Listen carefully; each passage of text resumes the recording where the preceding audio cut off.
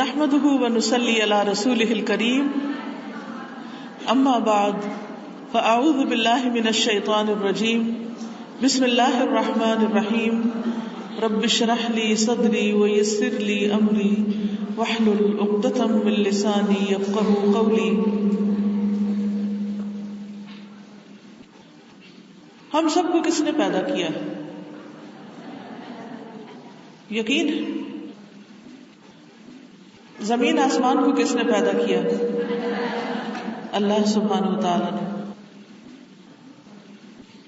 ہم سب کون ہیں؟ مسلمان. مسلمان کس کس چیز پر ایمان رکھتا ہے؟ آمنت باللہ، پڑھیے ذرا. آمنت باللہ وملائکتہ وکتبہ ورسلہ والیوم الآخر والقدر خیرہ وشرہ والبعث بعد الموت. کس کس کو یہ آتا ہے؟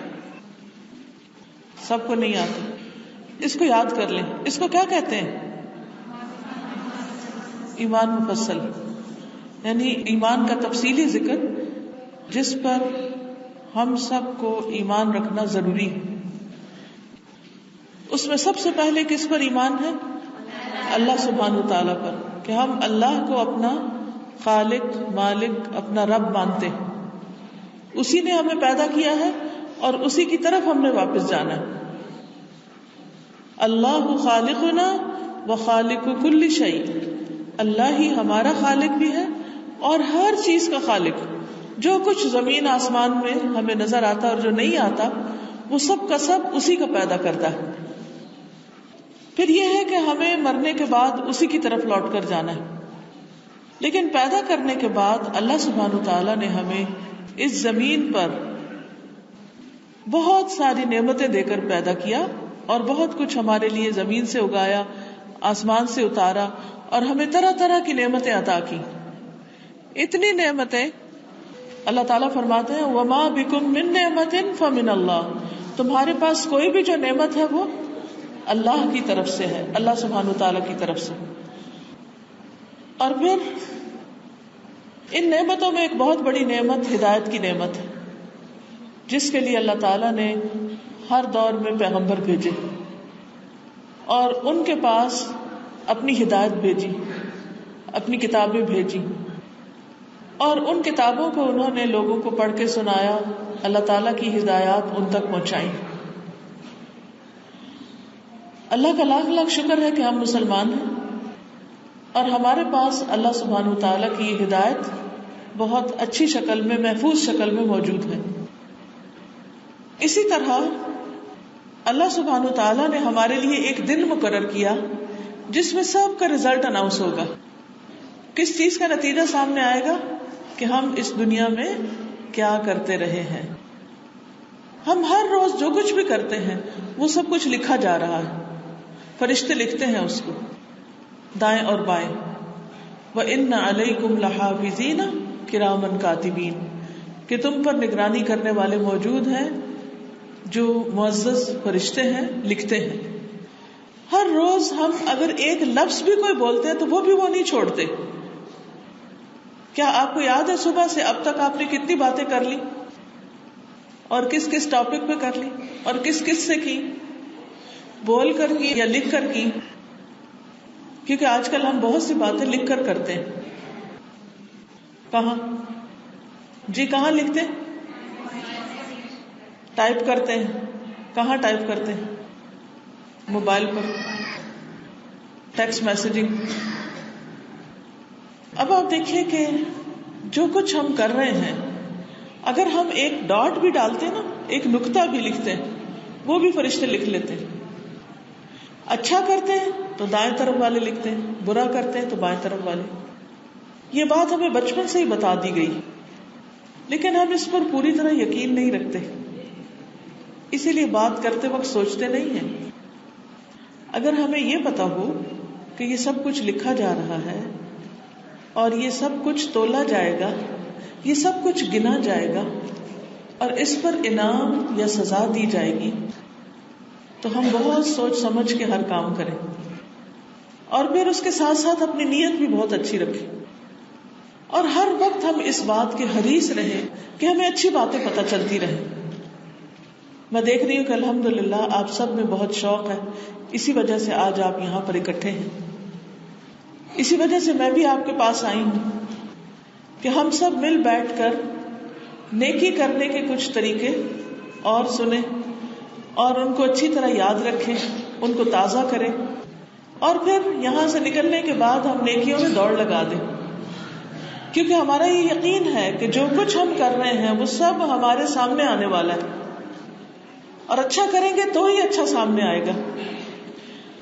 مثال کے طور پر آپ دیکھ رہے ہیں کہ اس گلاس کے اندر ایک چیز ہے، کچھ پتہ ہے کیا ہے؟ نظر آ رہا ہے کیا ہے؟ پانی ہے نا. یہ اس میں کیسے آ گیا؟ اس میں کیسے پہنچ گیا؟ کیونکہ اس میں پانی ڈالا گیا. اگر اس میں پانی نہ ڈالا جاتا اور مٹی کا تیل ڈال دیا جاتا تو پھر اس گلاس میں کیا ہوتا؟ مٹی کا تیل ہوتا. ایسا ہی ہے نا. اب اگر ہم اس کو پیئیں تو مزے لے کے پی سکتے ہیں، خاص طور پہ جس کو پیاس لگی. اور اگر اس میں مٹی کا تیل ہو تو کیسے پیا جائے گا؟ نہیں پیا جائے گا نا. کتنا مشکل ہوگا. چاہے کتنی بھی پیاس لگی ہو، کیا خیال ہے؟ بہت شدید پیاس لگی ہو اور مٹی کے تیل کا گلاس بھرا ہوا ہو تو ہم کہیں کہ اس کو ہم پی لیں، تو ہم نہیں پی سکتے. اب اسی طرح ہم اپنے نامہ اعمال میں جو ڈال رہے ہیں نا وہی کل نکلنا ہے. اگر اس میں ہم صاف ستھرا میٹھا ٹھنڈا پانی ڈال رہے ہیں تو کل قیامت کے دن وہی ہمارے سامنے آئے گا. اور اگر ہم اپنے نامہ اعمال میں غلط باتیں ڈال رہے ہیں، جھوٹ ہے، غیبت ہے، چغلی ہے، تانا ہے، دوسروں کا مذاق اڑانا ہے، دوسروں کے ساتھ زیادتی کی بات ہے، جو کچھ ہم کریں گے وہ سارے کا سارا اس میں پڑ جائے گا. تو پھر کیا ہوگا؟ کیا اس وقت ہمارے پاس موقع ہوگا کہ ہم وہاں تیل کی جگہ پانی ڈال لیں، اس کو تبدیل کر لیں؟ کوئی بھی تبدیل نہیں کر سکے گا. ہاں، دنیا میں ایک موقع ہے تبدیل کرنے کا، اور وہ ہے توبہ استغفار. تو اس لیے بہت ضروری ہے کہ ہمارے پاس اچھا علم ہو، نیکی کی باتیں ہمیں پتا ہوں، نیکی کے کام کرنے کے طریقے ہمیں پتا ہوں، اور ہم اپنے نامہ اعمال کو اچھی چیزوں کے ساتھ بھرتے جائیں. کیونکہ ہم ایک سفر پر ہیں، اور کل کو جب یہ سفر ختم ہوگا تو وہاں ہمیں جو کچھ ہم نے ساتھ رکھا ہوگا وہی کھانے پینے کو اور ہمارے استعمال کرنے کو دے دیا جائے گا کہ یہ تم نے بک کرایا تھا، یہ جمع کرایا تھا، یہ ہے تمہارا. جیسے آپ سفر کرتے ہیں، مثلا جہاز پر جاتے ہیں تو آپ کیا کرتے ہیں کہ اپنا سامان بک کراتے ہیں، اس پر آپ کو ایک ٹکٹ سا دے دیتے ہیں کہ یہ آپ کا ٹیگ ہے، جب آپ اپنی جگہ پر اترے تو جا کے اپنا سامان لے لیں. ہر کوئی اپنے اپنے ٹیگ کے مطابق، اپنے اپنے نمبر کے مطابق اپنا اپنا باکس دیکھ کے اس میں سے اس کو لے لیتا ہے. ہزاروں لوگوں کا سامان پڑا ہوتا ہے، لیکن آپ کون سا بیگ اٹھاتے ہیں؟ جو آپ کا اپنا ہے. کیا ایسا ہوتا ہے کہ اگر کسی اور کا بیگ بہت خوبصورت ہو اور آپ کے مجھے تو یہ پسند آ گیا، کیا خیال ہے یہ لے لیتی ہوں میں، اور وہ میرا لے لے گا؟ کیا ایسا تبدیلی کر سکتے؟ نہیں کر سکتے. اسی طرح آج ہم جو کچھ کر رہے ہیں نا وہ ایک بیگ میں بھر رہے ہیں، اور قیامت کے دن ہر ایک نے اپنا اپنا اٹھانا ہے. اب کسی اور کا عمل اگر ہمارے سے اچھا ہوگا، چاہے ہماری ماں ہی کیوں نہ ہو، وہ ہمیں دے گی؟ وہ نہیں دے گی. اب ہر ایک اپنے اپنے عمل کے ساتھ ہوگا، ہر ایک نے وہی لینا ہے جو اس نے یہاں سے کر کے بھیجا ہوا ہے. اس لیے بہت ضروری ہے کہ ہم اس دنیا کے اندر اپنے وقت کو بہت سوچ سمجھ کے استعمال کریں، اور پوری کوشش کے ساتھ، محنت کے ساتھ نیکی کے ہر موقع کو استعمال کریں. تو آج میں آپ کو نبی صلی اللہ علیہ وسلم کی ایک حدیث بتاتی ہوں جس سے انشاءاللہ آپ کے اندر نیک کام کرنے کا شوق پیدا ہوگا. کیونکہ جب شوق آ جاتا ہے نا کسی چیز کے کرنے کا تو پھر انسان اسے آسانی سے کر لیتا ہے. مشکل بھی ہو تو کر لیتا ہے کیونکہ اس کا شوق ہے. آپ کو کس کام کا شوق ہے؟ کوئی کام بتائیں. کس کس کو پکانے کا شوق ہے؟ حیرت کی بات ہے، خواتین کی مجلس ہے، اتنی بے شمار بیٹھی ہوئی ہے اور صرف چند ہاتھ کھڑے ہیں، باقیوں کو کوئی شوق نہیں پکانے کا. چلو ٹھیک ہے، اوکے. کیا پکانا آسان کام ہے؟ لیکن کیوں پکا لیتے ہیں آپ؟ اور پکانے میں بھی جس چیز کے پکانے کا شوق ہوتا ہے اس کو جان لگا کے پکاتے ہیں. اچھی سی چیز خریدیں گے، پھر اچھی سی کٹائی کریں گے اس کی، پھر اچھی طرح پورا دھیان رکھیں گے. یہ نہیں کہ رکھ کے چولہے پہ خود کہیں اور چلے جائیں. کس کس کو کپڑا سینے کا شوق ہے؟ ٹھیک ہے. کوئی آسان ہے کپڑے سینے؟ نہیں. لیکن جن کو شوق ہے ان کے لیے آسان ہے. مشکل بھی ہوتی ہے تو وہ شوق سے اپنا سیتے ہیں. اسی طرح آپ میں سے جس کو جس چیز کا شوق ہے وہ کام خواہ مشکل بھی ہو پھر بھی انسان کرتا، مرتے پڑتے کر لیتا ہے. تو کیا خیال ہے اگر ہمیں نیکیوں کا شوق لگ جائے تو پھر وہ ہمارے لیے مشکل نہ رہے. تو آئیے آج ہم نیکیوں کا شوق لگائیں. حدیث ہے بخاری اور مسلم کی.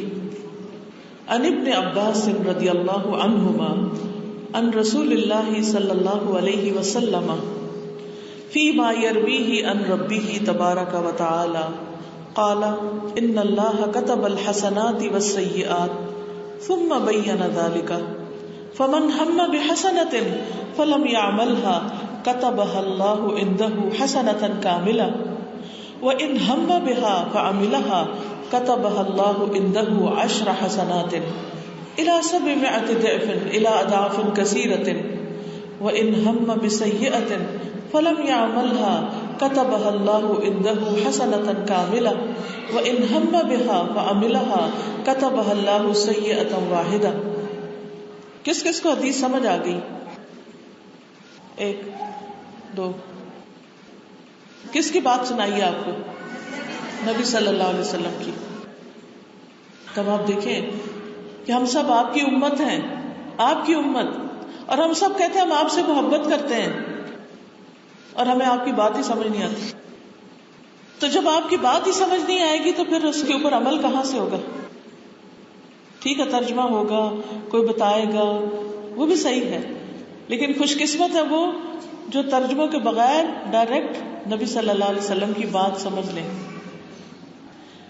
کیا جس سے آپ کو محبت ہوتی ہے آپ چاہتے ہیں کہ اس سے آپ ڈائریکٹ بات کریں، یا کسی کو پیغام دے کے بھیج دیتے ہیں پھر وہ پیغام دے کے آپ کو بھیجتے ہیں، پھر کسی کو کہہ دیتے ہیں پھر وہ کہہ کے آپ؟ ایسے مزہ آتا ہے یا ڈائریکٹ بات کرنے سے آتا ہے؟ آپ ماشاءاللہ سب ذہین ہیں، سب بڑے روشن چہرے نظر آ رہے ہیں، آپ کے لیے تو کچھ مشکل نہیں. صرف ضرورت اس بات کی ہے کہ آپ علم حاصل کرنے میں محنت کریں. اگر کچھ لوگوں کو سمجھ آتی ہے بات تو باقیوں کو بھی آ جائے گی، لیکن ہم نے اس کے لیے کبھی پلان نہیں کیا، اس کے لیے وقت نہیں لگایا، اس کے لیے محنت نہیں کی. ہم کہتے بس کام چل رہا ہے نا. نہیں، جہاں محبت ہوتی ہے وہاں صرف کام چلائے نہیں جاتے، وہاں محنت اور کوشش کی جاتی ہے اور آگے بڑھا جاتا ہے. وہاں تکلیف اٹھا کے، مشکل اٹھا کے، دن رات لگا کے انسان کام کرتا ہے. اگر ہر روز آپ ایک ایک لفظ بھی سیکھنا شروع کر دیں گے نا، تو اگر اس حدیث کے اندر 100 لفظ ہے، مثلا 100 تو نہیں کم ہے، تو آپ 100 دنوں میں سیکھ جائیں گے. ایک لفظ ایک دن میں سیکھنے میں کتنا ٹائم لگے گا؟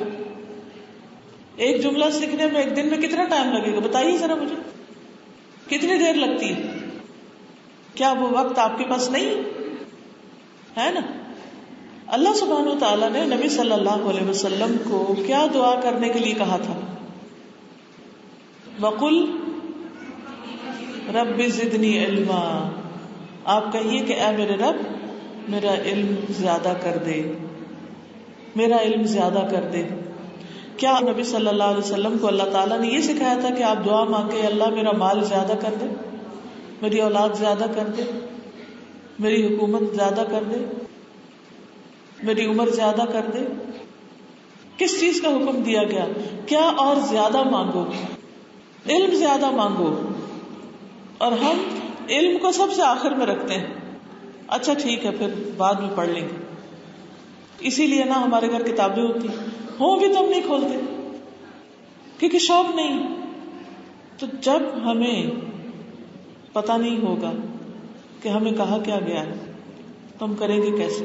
مثلاً میں آپ سے یہ کہتی ہوں کہ جو میں کہہ رہی ہوں وہ کرو، کرے نا جو میں نے کہا، جو میں چاہتی ہوں وہ کرے. جی نہیں وہ کرے نا. جی جب تک بتائیں گی نہیں پتہ کیسے چلے گا کیا کرے؟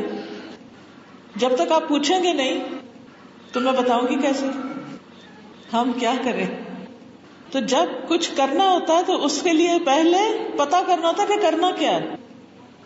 اگر ہم دن رات بھی کہیں اللہ ہمیں نیکی کرنے کی توفیق دے تو پتہ ہی نہیں نیکی ہے کیا تو کیسے کریں گے؟ نہیں کر سکتے نا. تو اس لیے یہ جاننا بہت ضروری ہے کہ کریں کیا. تو آئیے اس حدیث کو سنتے ہیں، سمجھتے ہیں اور پھر اس کی روشنی میں دیکھتے ہیں کہ کرنا کیا ہے. ابن عباس رضی اللہ عنہما سے روایت ہے کہ رسول اللہ صلی اللہ علیہ وسلم اپنے رب تبارک و تعالی سے روایت کرتے ہوئے فرماتے ہیں کہ بے شک اللہ نے نیکیاں اور برائیاں لکھی پھر ان کو بیان فرمایا. بس جس نے نیکی کا ارادہ کیا لیکن اس پر عمل نہ کر سکا تو اللہ نے اس کے لیے اپنے پاس ایک مکمل نیکی کا بدلہ لکھا، اور اگر اس نے ارادے کے بعد اس پر عمل کر لیا تو اللہ نے اس کے لیے اپنے پاس 10 نیکیوں سے لے کر 700 تک بلکہ اس سے بھی زیادہ لکھا. اور جس نے کسی برائی کا ارادہ کیا پھر اس پر عمل نہیں کیا تو اللہ نے اس کے لیے اپنے پاس ایک مکمل نیکی لکھی، اور اگر اس نے ارادے کے بعد اس پر عمل بھی کر لیا تو اللہ نے اس کے لیے ایک برائی لکھی. تو سب سے پہلے تو یہ کہ یہ حدیث قدسی کہلاتی ہے کیونکہ نبی صلی اللہ علیہ وسلم اللہ سبحانہ وتعالیٰ سے یہ بات روایت کر رہے ہیں. دوسری بات یہ ہے کہ اس میں یہ بتایا گیا ہے کہ بے شک اللہ نے نیکیاں اور برائیاں لکھی. تو اس سے پتہ یہ چلتا ہے کہ نیکی وہ ہے جس کو اللہ سبحانہ وتعالیٰ نے نیکی کہا ہے. اگر ہم سب لوگ کسی کام کو نیکی سمجھ کے کرتے رہیں لیکن اللہ تعالیٰ نے اس کو نیکی نہیں لکھا، وہ نیکیوں کی لسٹ میں نہیں ہے تو وہ نیکی کا کام ہی نہیں ہے. اسی طرح اللہ نے برائیاں بھی لکھ دی. اب اگر ساری دنیا مل کر کسی کام کو اچھا کہے لیکن وہ اللہ کی نظر میں بری ہے تو وہ حقیقت میں کیا ہے؟ بری ہے. کتنے ہی غلط کام ایسے ہیں جن کو شیطان ہمارے لیے خوشنما بنا کے نیکی بنا دیتا ہے. اب مثلاً بدعات ہیں. بدعت وہ کام جو نبی صلی اللہ علیہ وسلم نے، یہ صحابہ نے نہیں کیے، آپ کے زمانے میں نہیں ہوئے. آج کئی لوگ اس طرح کے کچھ کام شروع کر چکے ہیں جو نہ قرآن میں ان کا ذکر ملتا ہے، نہ حدیث میں ان کا ذکر ملتا ہے، نہ صحابہ نے ان کو کیا ہے، اور وہ ان کو نیکی سمجھ کے کرتے ہیں. مثلاً اگر کوئی فوت ہو جائے تو اس کے بعد بیٹھ کے اس کو قرآن پڑھ کے دیتے. قرآن مجید میں تو کہیں حکم نہیں آیا، نبی صلی اللہ علیہ وسلم نے بھی نہیں کیا، لیکن کتنا زیادہ عام ہے یہ کام. تو جب تک کوئی نیکی اللہ سبحانہ و تعالیٰ کی طرف سے نہ آئے اس وقت تک وہ نیکی نہیں ہوتی. اور اسی طرح جب تک کسی کام کو وہاں برا نہ کہا جائے اس وقت تک کوئی کام برا نہیں ہوتا. کیونکہ بعض اوقات آپ اچھا کام کر رہے ہوتے ہیں اور لوگ آپ کو کریٹیسائز کرتے ہیں، برا بھلا کہتے ہیں، تو اس پر آپ دل چھوڑ بیٹھتے ہیں کہ پتہ نہیں میں ٹھیک کر رہی ہوں کہ نہیں. تو کیا ہمیں لوگوں سے پوچھنا ہے کہ ہم ٹھیک کر رہے ہیں یا نہیں؟ کیا خیال ہے؟ کس سے پوچھنا چاہیے؟ اللہ تعالیٰ سے. کیسے پوچھیں گے؟ کوئی ٹیلی فون لائن ہے آپ کے پاس؟ قرآن مجید سے پتہ کریں گے، نبی صلی اللہ علیہ وسلم کی احادیث سے پتہ کریں گے، ان لوگوں سے پوچھیں گے جو قرآن و سنت کو جانتے ہیں کہ کیا یہ کام نیکی کا ہے یا نہیں. تو اللہ تعالیٰ نے نیکیاں اور برائیاں لکھ دی، پھر ان کو بیان فرمایا. کہاں؟ قرآن و سنت کے ذریعے. پس جس نے کسی نیکی کا ارادہ کیا لیکن اس پر عمل نہ کر سکا تو اللہ نے اس کے لیے اپنے پاس ایک مکمل نیکی کا بدلہ لکھا. کتنی خوبصورت بات ہے یہ. آپ نے کسی اچھے کام کا ارادہ کیا لیکن آپ بیمار ہو گئے یا آپ سفر پر چلے گئے آپ نہیں کر سکے یا آپ دنیا سے ہی چلے گئے. کیونکہ کئی دفعہ انسان کہتا ہے نا کہ اچھا اب میں یہ کام کروں گا, اب میں یہ بھی کروں گا, ایک مسجد بنواؤں گا, ایک مدرسہ بنواؤں گا, اتنے طالب علموں کو پڑھاؤں گا, اتنے نفل پڑھوں گا, اتنی صدقہ خیرات کروں گا. کئی کام انسان سوچتا ہے, لیکن بعض اوقات اس کے فوراً بعد انسان فوت بھی ہو جاتا ہے. اب چاہے اس نے نہیں کیا لیکن اس کی نیت اچھی تھی تو کیا ہوگا؟ نیکی لکھ دی جائے گی اس کے لیے. یہ اللہ کی رحمت ہے, یہ اللہ تعالیٰ کا فضل ہے, یہ مہربانی ہے. کیا دنیا میں کوئی ایسی جاب ہو سکتی ہے کہ جس میں آپ کام نہ کریں اور آپ کو تنخواہ مل جائے؟ نہیں, یہ بندہ کہتا تھا میں آپ کے پاس کام کروں گا تو بیچارہ نہیں کر سکا تو چلو میں اس کی جاب لگا دیتا ہوں, میں اس کو تنخواہ دیتا رہتا ہوں. کتنے دفعہ ایسا ہوتا ہے کہ جب کوئی جاب پر فوت ہو جاتا ہے تو 1-2 مہینے یا کچھ کمپنیاں ذرا زیادہ بعد میں بیوی بچوں کو کچھ دیتی ہیں اور اس کے بعد ساری زندگی تھوڑی دیتی ہیں. اب آپ ذرا سوچئے کہ کس نیکی کا آپ نے ارادہ کیا ہوا ہے, دل میں سوچئے. اگر ابھی تک نہیں سوچا تھا آج سوچ لیجئے کہ میں یہ نیکی کرنا چاہتی ہوں, میں یہ نیکی کروں گی. ہاں جی, آپ بتائیے. قرآن مجید پڑھنے کا, تجوید سے یا ناظرہ یا ترجمہ یا کیا پڑھنے کا؟ انشاءاللہ. اور کوئی نیکی اس کے علاوہ, قرآن مجید کے علاوہ کوئی بات کریں؟ جی, ان کا ارادہ کہ لکھ کے پیغام کو آگے پہنچانا ہے. ٹھیک ہے, ان کا شوق ہے اور ان کا ارادہ ہے کہ یہ حدیثیں یاد کریں گی. باقیوں نے کچھ ارادہ نہیں کیا, کوئی کچھ, ٹھیک ہے, جیسے زندگی گزرتی رہے. آپ بتائیں اسپیسیفک. مثلاً آپ اپنے ذہن میں سوچیں کہ میں اپنے پیسوں سے فلاں شخص کو, فلاں غریب بچے کو کپڑے لے کے دوں گی مثلاً. یہ ایک نیکی کا ارادہ ہے. ٹھیک ہے, اس طرح سوچتے ہیں. بڑی بڑی باتیں نہیں کرتے, بڑی باتیں تو ساری زندگی چلتی رہتی. کسی ایک نیکی کی بات ہو رہی یہاں پر. آپ دیکھیے, اس میں آپ دیکھیے کہ فمن ہم بحسنۃ, جس نے ارادہ کیا ایک نیکی کا, ایک مثلا میں فلاں غریب خاندان کو راشن دوں گی, فلاں کو کھانا کھلاؤں گی, فلاں کی تعلیم کا خرچہ اٹھاؤں گی مثلا.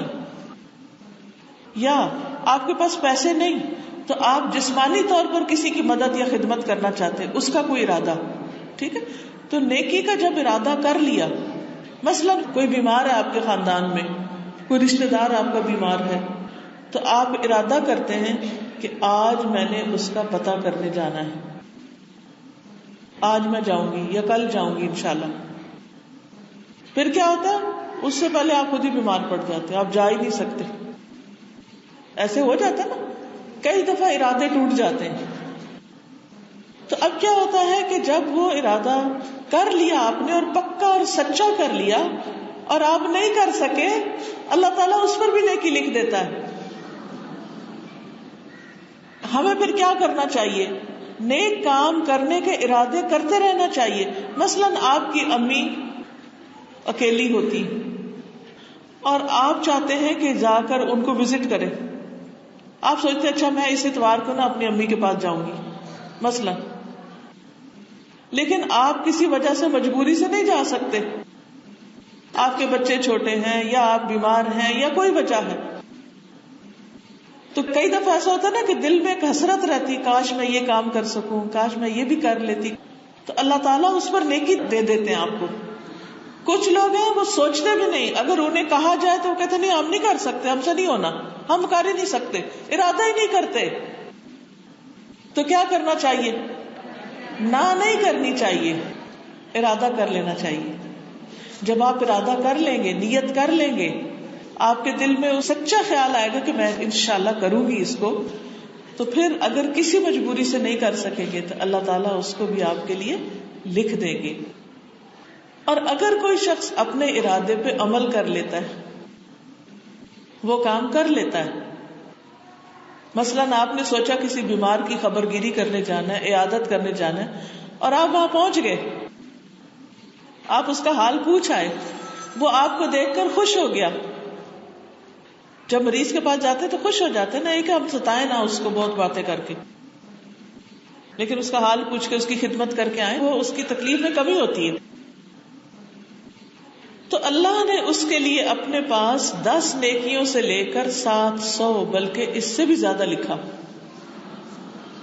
10 سے لے کر 700، اتنا زیادہ اجر. اور جس نے کسی برائی کا ارادہ کیا، مثلا نہیں کہ میں فلاں سے نہیں بولوں گی، بہت غصہ آیا آپ کو اور آپ کہتے میں نے اس سے بولنا نہیں، پھر بعد میں آپ کو اللہ کا ڈر لگ جاتا ہے کہ نہیں اللہ تعالیٰ ناراض ہو کے، تو آپ ارادہ چھوڑ دیتے، اس پر عمل نہیں کیا، تو اللہ تعالیٰ نے اس کے لیے اپنے پاس ایک مکمل نیکی لکھ دی کہ اس نے ایک غلط کام کا ارادہ کیا تھا پر اللہ کے ڈر سے چھوڑ دیا، تو اس پر بھی انعام دیتے ہیں اللہ تعالیٰ.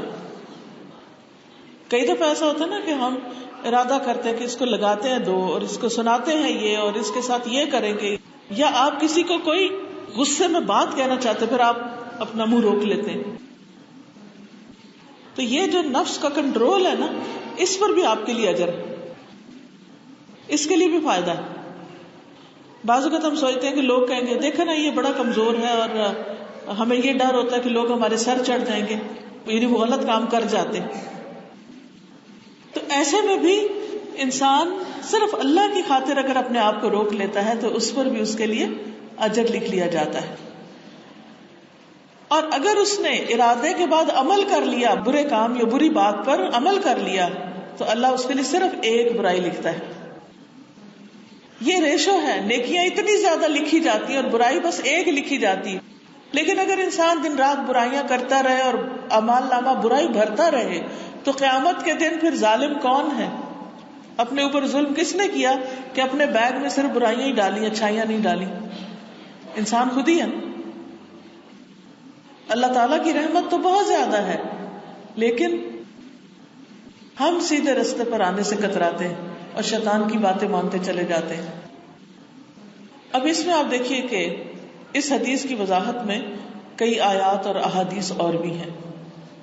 پہلی بات، کوشش کے باوجود نیکی نہ کر سکنا. اس کے بارے میں قرآن مجید میں آتا ہے وَمَن يَخْرُجْ مِن بَيْتِهِ مُهَاجِرًا إِلَى اللَّهِ وَرَسُولِهِ ثُمَّ يُدْرِكْهُ الْمَوْتُ فَقَدْ وَقَعَ أَجْرُهُ عَلَى اللَّهِ. جو اپنے گھر سے اللہ اور اس کے رسول کی طرف ہجرت کرتے ہوئے نکلے پھر اسے موت پا لے تو بے شک اس کا اجر اللہ پہ ثابت ہو گیا. کوئی حج کے لیے نکلا ہے، راستے میں فوت ہو گیا ہے، حج نہیں کیا، تو قیامت کے دن وہ کس میں سے اٹھے گا؟ حاجیوں میں سے اٹھے گا، کیونکہ وہ اس رستے پہ چل پڑا تھا. وہ صرف اس کا خیال نہیں تھا بلکہ اس نے ایکشن بھی لے لیا. اسی طرح انسان مسجد جانے کی طرف کوشش کرتا ہے اور چاہتا ہے کہ فرض نماز کھڑے ہو کے پڑھے، لیکن مسجد نہیں جا سکتا کیونکہ راستے میں ٹریفک بہت تھی، یا بارش ہو گئی، یا کوئی مسئلہ پیش آ گیا تو مسجد تک پہنچ ہی نہیں سکا. اس کو گھر میں ہی رستے میں نماز پڑھنی پڑی، تو اجر کتنا ملے گا مسجد جانے کا؟ بھئی وہ تو گیا ہی نہیں، پھر بھی مسجد جانے کا اجر؟ جی، کیونکہ اس کی نیت ہی جانے کی. اسی طرح اگر آپ کا عمرہ کرنے کا ارادہ ہے، پکا ارادہ اور نیت اور پیسے بھی جمع کر رہے ہیں، یا حج پہ جانے کا ارادہ ہے، لیکن سم ہاؤ آپ کا نام ہی نہیں نکلتا اور آپ نہیں جا سکتے، آپ کو بڑا ہی شوق ہے اور آپ روتے بھی ہیں کبھی کہ اللہ تو مجھے اپنے گھر کا دیدار نصیب فرما، مجھے حج پہ بلا. تڑپتے ہیں آپ لیکن جا نہیں سکتے، تو اس کا کیا حکم ہے؟ آپ کی نیت کی وجہ سے آپ کو اس کا ثواب مل جائے گا. لیکن جس کے دل میں خیال ہی نہ گزرے کہ اس نے حج کرنا ہے یا یہ اس پر فرض ہے، تو پھر کیا ہے؟ اس کے بارے میں بھی بڑی سخت بات ہے کہ اللہ تعالیٰ کو اس بات کی کوئی پرواہ نہیں کہ وہ یہودی ہو کے مرے یا عیسائی ہو کے مرے. پھر اسی طرح ایک شخص چاہتا کھڑے ہو کے نماز پڑھے، لیکن وہ کھڑا ہی نہیں ہو سکتا، اس کے پاؤں ہی نہیں ہے، یا اس کا پاؤں ٹوٹ گیا ہے اور اس پہ پلسٹر چڑھا ہوا ہے تو اب کھڑا نہیں ہو سکتا، لیکن ہر وقت روتا ہے یا اللہ میں بیٹھ کے کیسے ہر وقت نماز پڑھوں، کھڑے ہو کے پڑھوں. تو اس کے لیے کیا ہے؟ اس کو کھڑے ہو کے پڑھنے کا اجر ہے، کیونکہ جب وہ صحت مند تھا وہ کھڑے ہو کے پڑھتا تھا، اور اب بھی اس کا دل یہی چاہتا ہے کہ کھڑے ہو کے نماز پڑھے. لیکن کچھ لوگ آپ دیکھیں کہ بغیر کسی وجہ کے بھی بیٹھ کے نماز پڑھتے ہیں. ساری دنیا کے کام کھڑے ہو کے نماز بیٹھ کے. فرض نماز تو بیٹھ کے ہوتی نہیں، چاہے آپ دیوار کا سہارا لیں، چاہے آپ کچھ بھی کریں، میکسیمم کوشش کریں کہ کھڑے ہو کے. اور جو نفل نماز ہے اگر وہ آپ بیٹھ کے پڑھتے ہیں تو اس کا آدھا ثواب ہے. اگر کھڑے ہو کے پڑھنے کا ثواب 100 ہے تو بیٹھ کے پڑھنے کا ثواب 50 ہے. پھر اسی طرح قرآن مجید میں یہ بھی آتا ہے کہ جنگ تبوک میں کچھ لوگ گئے تھے اور کچھ نہیں جا سکے تھے. کیوں نہیں جا سکے تھے کچھ پتہ؟ ان کے پاس سواریاں نہیں تھی اور وہ روتے تھے آنسوؤں سے کہ اللہ ہمیں بھی سواری مل جائے، ہم بھی ساتھ جائیں. ہم اب دنیا کے کسی ٹرپ پہ جانے کو تو ضرور شوق سے جائیں گے، لیکن جہاں مشکل کام ہو وہاں جانے سے کتراتے ہیں. وہ سفر اتنا مشکل تھا کہ سخت گرمی کے دن تھے، فصلیں تیار تھی اور 30,000 لوگ کٹھے جا رہے تھے اور ایک بڑا طویل دور کا سفر تھا جس میں انسان کا نفس نہ مانے جانے کو، لیکن وہ پورا شوق رکھتے تھے کہ نہیں ہم نے بھی جانا ہے، ہم نے بھی اللہ کے راستے میں قربانی کرنی ہے. وہ نہیں پہنچ سکے. نبی صلی اللہ علیہ وسلم نے فرمایا کچھ لوگ مدینہ میں ہمارے پیچھے رہ گئے ہیں، ہم کسی بھی گھاٹی یا وادی میں چلیں وہ ثواب میں ہمارے ساتھ ہیں. ان کو صرف عذر نے روک لیا تھا لیکن ثواب میں وہ شامل ہیں. اسی طرح ہو سکتا ہے کہ آج کئی لوگ یہاں آنا چاہتے ہوں، ان کو گھر سے اجازت نہیں ملی، یا ان کے پاس کرایہ نہیں تھا، یا ان کو کوئی گاڑی نہیں ملی، یا راستہ ہی نہیں ملا، تو بھی ان کا اجر لکھ لیا گیا. تو جب انسان نیکی کا ارادہ کر لے اور مجبوری سے نہ کر پائے تو پریشان نہ ہو، مایوس نہ ہو، اللہ تعالیٰ اسے قبول کرے گا انشاءاللہ. اسی طرح جو کام آپ خود نہیں کر سکتے آپ کسی اور کو کرنے کا موقع دے دیتے ہیں، اس کو سپورٹ کر دیتے ہیں، اسے راستہ دکھا دیتے ہیں، اس کا اجر بھی آپ کو مل جائے گا. مثلا حدیث میں آتا ہے جس شخص نے اللہ کے راستے میں غزوہ کرنے والے کو سامان دیا گویا وہ خود غزوے میں شریک ہو گیا، اور جس نے خیر خواہی کے طریقے پر غازی کے پیچھے اس کے گھر بار کی نگرانی کی وہ ایسے ہی جیسے خود غزوے میں شریک ہوا. مثلا ہماری عمر بڑی ہو چکی ہے، اب ہم جو پڑھتے ہیں ہمیں یاد نہیں رہتا، ہماری صحت بھی اتنی نہیں. اب آپ کو بہت دیر سے پتا چلا کہ یہ سب قرآن مجید کس طرح پڑھا جاتا ہے، آپ خود نہیں کر سکتے تو آپ ثواب لینے کے لیے کیا کر سکتے ہیں؟ کسی اور بچے کو پڑھا دیں، اس کی فیس دے دیں، اس کے لیے سواری کا بندوبست کر دیں، اس کام میں آپ اپنا حصہ ڈال دیں. تو آپ خود نہیں کر رہے لیکن اجر آپ کو بھی ساتھ مل رہا ہے. یہ بھی اللہ تعالیٰ کا فضل ہے. جو راہ دکھاتا ہے اس کو بھی اجر ملتا ہے، جو اس راستے میں اپنا مال خرچ کرتا ہے اس کو بھی اجر ملتا ہے.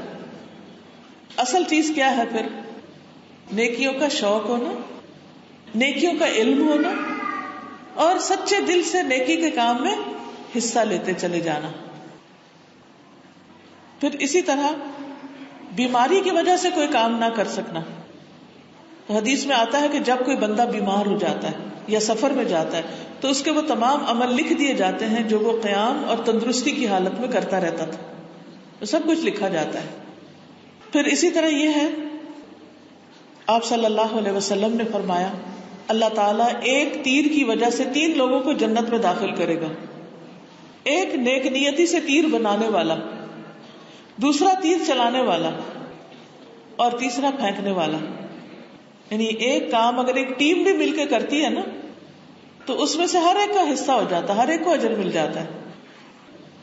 اسی طرح بعض اوقات آپ ایک نیکی کا کام کرتے ہیں، اس کا ارادہ کرتے ہیں اور آپ شروع کرنے لگتے ہیں تو آپ کو ایک اور نیکی پتہ چل جاتی ہے تو آپ کہتے ہیں اس کی بجائے وہ نہ کر لوں. اب آپ کو جو کی اس کا بھی اجر ملا اور جس کا پہلے ارادہ کیا تھا لیکن نہیں کر سکے اس کا بھی اجر مل جائے گا. اب دیکھیے اللہ تعالیٰ تو اپنی رحمت عام کرنے کے لیے ہر وقت تیار ہے، وہ موقع پہ موقع دیتا چلا جا رہا ہے، لیکن یہ ہماری کمزوری ہے، ہماری کوتاہی ہے کہ ہم اس موقع سے فائدہ نہیں اٹھاتے. پھر اس میں ایک آتا ہے کہ ایک شخص رسول اللہ صلی اللہ علیہ وسلم کے پاس آیا اور کہا کہ اللہ کی رضا اور آخرت کے لیے میں آپ کے ساتھ مل کے جہاد کرنا چاہتا ہوں، اس نیت سے آپ کے پاس آیا ہوں، لیکن جب میں آیا تو میرے ماں باپ رو رہے تھے کیونکہ وہ اکیلے تھے. تو آپ نے فرمایا واپس جا کر انہیں ہنساؤ، خوش کرو جس طرح تم انہیں رلا کر آئے.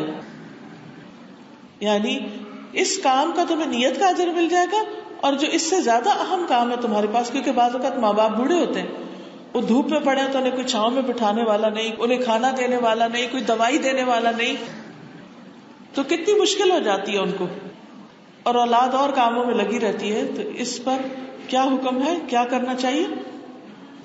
نیکی کا، دین کے کام کا بھی شوق رکھنا چاہیے، لیکن اس کے ساتھ ساتھ ماں باپ کی خدمت پہلے نمبر پر آتی ہے. تو اللہ تعالیٰ اس خدمت کا بھی آپ کو اجر دے گا، اور پھر وہ نیکی کا کام کرنے کا بھی اجر دے گا. لیکن ہاں، اگر ماں باپ کے پاس کوئی اور ہے یا وہ اپنے آپ کو لک آفٹر کر سکتے ہیں، تو پھر آپ اگر دین کے کام میں لگے ہوئے ہیں تو اللہ تعالیٰ آپ کو اس کام کا اجر دے گا، اور ماں باپ کے ساتھ جو اور کوئی نیکی آپ کر رہے ہیں اس کا بھی اجر دے گا. بعض اوقات ہم ماں باپ کو جسمانی خدمت نہیں دے سکتے، لیکن ہم ان کی مال کے ساتھ خدمت کر دیتے ہیں، یا ہم کوئی نیک کام میں لگے ہوتے ہیں اور ان کے لیے صدقہ جاریہ بنتے ہیں جو آگے ان کے کام آئے گا، تو وہ ان کو ثواب ملے گا. تو نیت انسان کو ہر نیکی کی کرنی چاہیے، پھر اللہ تعالیٰ جس کا بھی موقع عطا کر دے. اسی طرح جو شخص تہجد کی نیت کر لے، لیکن اتنی نیند آ جائے کہ اس کو ہوش ہی نہ رہے، جب اٹھے تو فجر ہو چکی ہو، تو اس شخص کو کس چیز کا ثواب مل جائے گا؟ تہجد پڑھنے کا، اور اس کی نیند اس کے لیے اس کے رب کی جانب سے صدقہ ہوگی.